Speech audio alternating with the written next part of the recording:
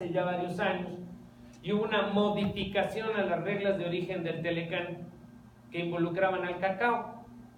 Era un viernes en la noche y ya estaba yo viendo el canal del Congreso y había una sesión del Senado donde se estaba precisamente analizando la modificación a las reglas de origen. Sí, ya sé que algo muy malo tiene que haber pasado en mi vida para que un viernes en la noche esté viendo el canal del Congreso, pero bueno, cuando uno se apasiona de un tema así es. El caso es, estaba viendo el canal del Congreso y era verdaderamente escandaloso observar que el legislador o la legisladora, voy a ocultar incluso su género para no tratar de vincular quién fue, que estaba leyendo la conclusión general a la que había llegado el Senado para ratificar la modificación de las reglas de origen, no estaba entendiendo lo que estaba leyendo. Eso se siente en el ritmo de la lectura, se ve en la mirada, y era evidente que él no estaba entendiendo, y la regla era terrible, porque decía, por ponerlo de manera muy sencilla, que el chocolate califica como originario del Telecán independientemente de dónde sea el cacao. Esto fue desde luego una artimaña de las tantas que tienen los estadounidenses, que tienen intereses en África y en Sudamérica para la producción de cacao, y quitarse de esa manera una dependencia económica directa con el cacao mexicano. Una cosa impresionante. Es por eso que se tienen en este caso que allegar de la información. La ley los faculta de requerir todos los elementos para poder saber qué es lo que están aprobando o rechazando. Por ejemplo, ¿cómo sería el proceso de aprobación del TPP y en general de todos los tratados en materia económica de acuerdo al contenido de la ley? Como ustedes saben, primero hubo una negociación, que es la que obviamente se tiene que llevar en secrecía, por lo que ya explicamos. Viene la redacción y la adopción del texto. ¿A qué se le llama adopción del texto? Es decir, bueno, ya este es como trabar el texto, dejarlo ya fijo. Este ya es el texto bueno, ya no lo vamos a cambiar, ya estamos listos para mandarlo a nuestros respectivos congresos. Ok, entonces viene la firma. Ese es un evento protocolario.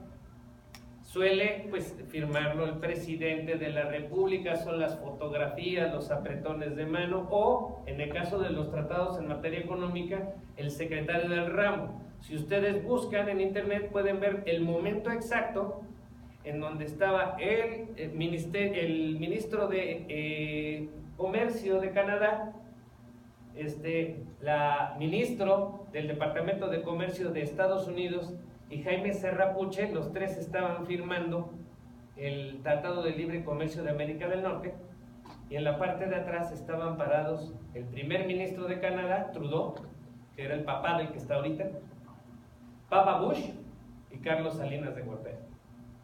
Ese es el momento protocolario de la firma.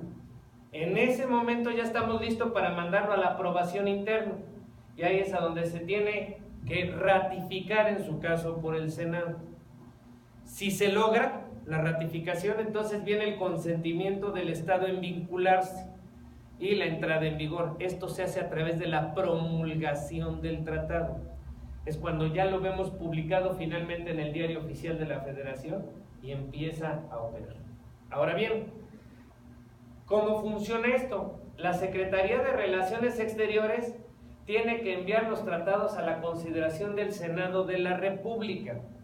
Cada tratado lleva un memorándum que contiene los antecedentes del tratado y se explica su contenido, si así se estima conveniente, y qué razones y beneficios se tuvieron para celebrarlo. El envío de los tratados a la Cámara de Senadoras se efectúa, curiosamente, no directamente por la Secretaría de Relaciones Exteriores, sino que, porque así lo establece la ley, tiene que hacer a través de la Secretaría de Gobernación para cumplir con la Ley Orgánica de la Administración Pública. Este envío al Senado tiene como propósito el que pueda ser analizado, en su caso discutido y aprobado el tratado. Los procesos se rigen, por tanto, por la Constitución Política de los Estados Unidos Mexicanos, la Ley Orgánica y el Reglamento para el Gobierno Interior del Congreso General de los Estados Unidos Mexicanos, así como los acuerdos parlamentarios adoptados por la mayoría de los miembros de la Cámara. La Ley sobre Aprobación de Tratados Internacionales en Materia Económica nos indica lo siguiente en su artículo número 3.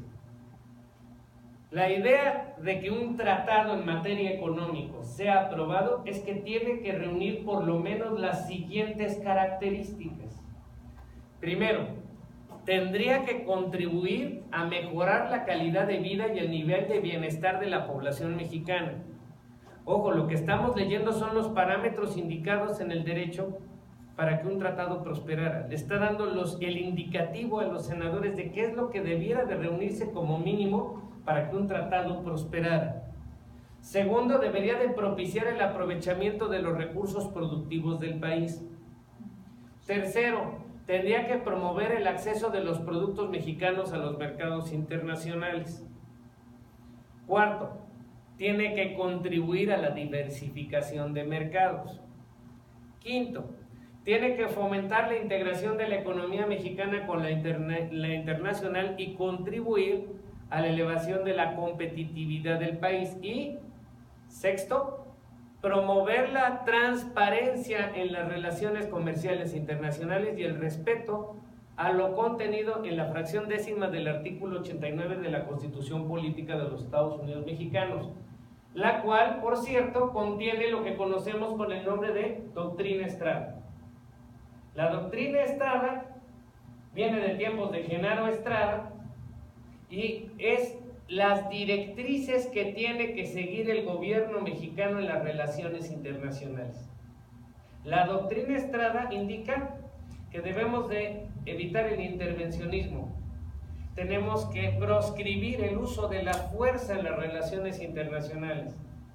Que tenemos, en pocas palabras, que son un país sí activo, pero no intervencionista, un país, pudiéramos decir, pacifista en materia de relaciones internacionales. No es casualidad que México haya sido sede de tratados internacionales, por ejemplo, en materia de proscribir el uso de armas nucleares. Ustedes se habían puesto a pensar que todos los países de América Latina no hay armas nucleares. Y no me vayan a decir, por favor, como alguna vez me dijeron algunas personas, no, pues es que no tenemos dinero para bombas nucleares. Bueno, si nos ponemos a pensar que Pakistán, que es un país que tiene sus problemas económicos muy profundos, sí tiene armas nucleares, no es un tema de dinero. O que en su momento también lo intentaron algunos países como Corea del Norte, que a bien no nos queda claro de qué vive, ¿no? Es un misterio, de hecho hay toda una teoría de qué se sustenta Corea del Norte. Bueno, el tema no tienen armas nucleares los latinoamericanos porque son pobrecitos. No, señores, tenemos un tratado que se llama el Tratado de Tlatelolco y que se celebró gracias a los buenos oficios y a la mediación de México y de uno de sus secretarios de Relaciones Exteriores que ganó el Premio Nobel de la Paz por esa causa. Entonces, esa es la Doctrina Estrada. De igual manera, se indica en el artículo 3, y esto es muy importante porque es consonante con lo que nos decía el doctor Cruz Miramontes, se tiene que tener previsto mecanismos para solución de controversias en el tratado en materia económica que se va a aprobar. Porque un tratado sin mecanismo de solución de controversias, como decíamos, es equivalente a un contrato en el que no se establezca cláusula expresa acerca de cuáles serían los tribunales competentes o cuál es la ley aplicable al fondo. Es decir, sería comprar un problema a largo plazo. Para su aprobación, al inicio de cada periodo ordinario de sesiones, el Senado, a través de sus comisiones competentes, puede requerir informes a las Secretarías de Estado y a cualquier organismo de la administración pública que representa a México sobre el inicio de negociaciones formales del tratado. El informe debe de llevar como mínimo la siguiente. 1. Razones para negociar y, ojo, consecuencias de no hacerlo. Ahorita el doctor Cruz Miramontes exponía, bueno, es peor no estar que estar. Eso es un razonamiento que se tiene que sustentar en el informe. ¿Por qué tenemos que estar en el TPP? ¿Qué nos pasaría si no estuviéramos? cuáles pudieran ser las consecuencias económicas para México si se excluyera del TPP. Segundo, los beneficios y ventajas que se espera obtener de la negociación y la expectativa de cumplir con los objetivos de esta ley que corresponda conforme al tratado que se pretende celebrar. Y tercero, un programa inicial del proceso de negociación calendarizado. El Senado entonces tendrá la facultad de recabar la información sobre el estado que guardan las negociaciones, va a poder entrevistar a servidores públicos, va a poder convocar también a representantes de grupos de interés, puede llamar a cualquier perito para preguntarle, es decir, por ejemplo, puede convocar al doctor Cruz Miramonte y decirle: doctor, a ver usted, díganos por favor, ¿qué es esto del TPP? ¿Qué le va a pasar a México? ¿Usted está a favor o en contra? ¿Cuáles son las consecuencias? O cualquier persona que pueda aportar conocimientos y experiencia sobre en particular. Es por eso que nosotros tenemos la intención de, a través de este colegio, que ojalá lo logremos, de lanzar una serie de seminarios sobre los temas específicos del tratado, porque tenemos que generar conocimiento e información, porque solo así vamos a poder comprender las dimensiones y evitar que se cometan injusticias o errores dentro del marco del tratado. Las comisiones a las que se haya turnado el informe, o en su caso la subcomisión, tiene que requerir a las secretarías de Estado y a cualquier organismo de la Administración Pública Federal que represente a México en las negociaciones. El artículo 9 y 11 de esa misma ley nos indica que para la aprobación de un tratado ya firmado se tiene que presentar al Senado dicho tratado, así como un escrito con todas las acciones administrativas para aplicar los objetivos que correspondan al tratado de que se trate. ¿Cómo que acciones administrativas?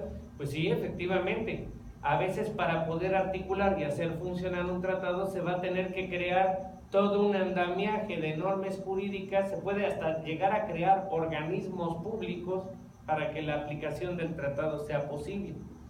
Una explicación de cómo ese tratado va a afectar a las leyes.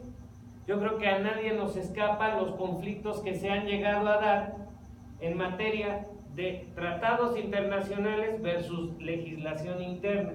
Por ejemplo, nosotros que nos dedicamos a comercio exterior, hasta cierto punto no sufrimos con ese tema, porque la ley aduanera y la ley de comercio exterior contienen sendos artículos que dicen: esta ley aplica sin perjuicio de lo dispuesto en los tratados internacionales de los que México sea parte. Pero hay más mundo que eso. Y por ejemplo, si ustedes ven la ley de instituciones de seguros y fianzas, ahí hay una prohibición expresa para contratar un seguro de personas fuera del territorio mexicano. Cuando por ejemplo el Telecán dice que México no aplica ninguna reserva en el comercio de servicios financieros transfronterizos, incluyendo los seguros. ¿Quién gana?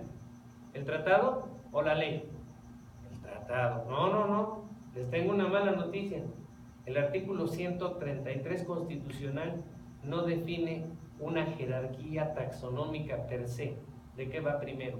Si va primero tratado y luego ley. Porque si ustedes leen el 133 constitucional van a poder apreciar que dice: esta constitución, las leyes que de ella emanen y los tratados que estén de acuerdo con ella, pero jamás dice 1, 2, 3.